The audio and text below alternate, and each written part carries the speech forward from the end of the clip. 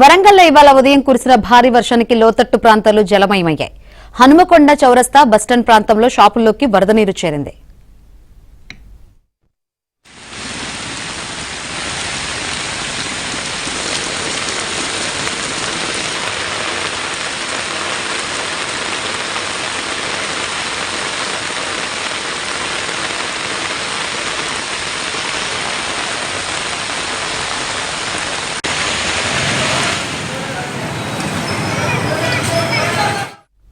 భారీ వర్షానికి Warangal railway under bridge కింద వరద నీరు నిలిచిపోయింది.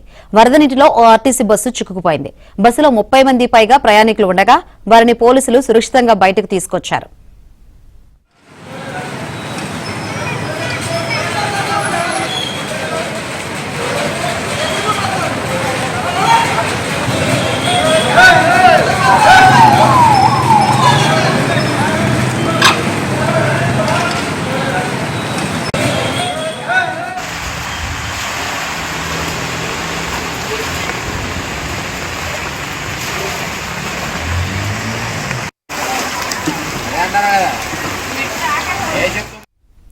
వరంగల్లో ఈరోజు ఉదయం కురిసిన వర్షానికి లోతట్టు ప్రాంతాలన్నీ జలమయమయ్యాయి. ఇక హనుమకొండ చౌరస్తా బస్టాండ్ ప్రాంతాల్లో షాపులోకి వరద నీరు చేరింది.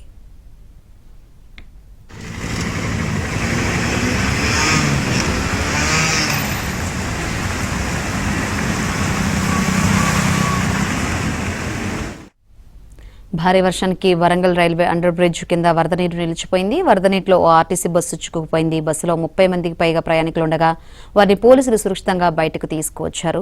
ప్రస్తుతం లోతట్టు ప్రాంతాలన్నీ జలమయమైన పరిస్థితులు అయితే కనిపిస్తుంది. అక్కడ సిచ్యువేషన్ అంటే తెలుసుకుందాం. మా వరంగల్ ప్రతినిధి నవీన్ సిద్ధంగా ఉన్నారు. నవీన్, శంకరి, ఇవాళ ఉదయం 7:30 నుంచి 9 గంటల వరకు కురిసినటువంటి భారీ వర్షానికి వరంగల్ నగరం అతలాకుతలమైందని చెప్పుకోవాలి.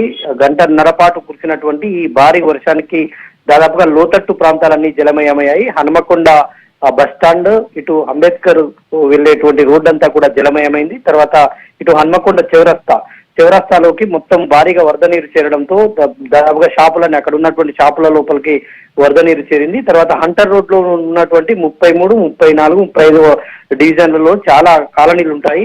బిఆర్ నగర్ కాలనీ కావచ్చు, ఇట్లా చాలా కాలనీలు ఉంటాయి. ఆ కాలనీలన్నీ కూడా జలమయమైపోయాయి. మనం విజువల్స్ లో చూస్తున్నాం. మొత్తం ఇళ్లలోకి వచ్చినటువంటి వరద నీటిని అంతా కూడా ఎత్తిపోసుకుంటున్నారు. ఇక వరంగల్ నగరంలో, వరంగల్ వైపు కూడా, వరంగల్ నియోజకవర్గం, వరంగల్ తూర్పు వైపు కూడా భారీ వర్షం కురవడంతో అక్కడ ఉన్నటువంటి వరంగల్ రైల్వే అండర్ బ్రిడ్జ్, మనం విజువల్స్ లో ఎక్స్క్లూజివ్ గా చూస్తున్నాం. రైల్వే అండర్ బ్రిడ్జ్ దగ్గర ఒక ఆర్టీసీ బస్సు వరద నీటిలో చిక్కుకుంది. అటు ఖమ్మం నుంచి వరంగల్ వైపు వెళ్లే దారికి గుండా వెళ్లేటువంటి ఆర్టీసీ బస్సు వరద నీటిలో చిక్కుకుంది. అక్కడ దాదాపుగా బస్సులో ఆ టైంలో 30 మంది ప్రయాణికులు ఉన్నారు. 30 మంది ప్రయాణికులు కూడా ఒక్కసారిగా వరద నీరు అక్కడికి చేరి బస్సు ఇంజిన్ ఆగిపోవడంతో అక్కడే చిక్కుకుంది. దీంతో అందులో ఉన్నటువంటి ప్రయాణికులు కూడా కాసేపు ఆహాకారాలు చేయడంతో స్థానికులు పోలీసులకు సమాచారం ఇవ్వడంతో వాళ్ళందరినీ కూడా, ప్రయాణికులందరినీ కూడా సురక్షితంగా బయటకు దించినటువంటి పరిస్థితి ఉంది. అదేవిధంగా వరంగల్ తూర్పు నియోజకవర్గంలో కూడా పలు కాలనీలు జలమయమైనటువంటి పరిస్థితి. ఇటు హనుమకొండలో ఉన్నటువంటి అంబేద్కర్ నగర్ కానీ, సమ్మయ్య నగర్ కానీ, తిరుమల బారు ప్రాంతం కానీ, ఈ మొత్తం కూడా ఈ ప్రాంతాలన్నీ కూడా లోతట్టు ప్రాంతాలన్నీ జలమయమయ్యాయి. వెంటనే జీడబ్ల్యూఎంసీ ఫోర్స్ కూడా, రెస్క్యూ ఫోర్స్ రంగంలోకి దిగింది.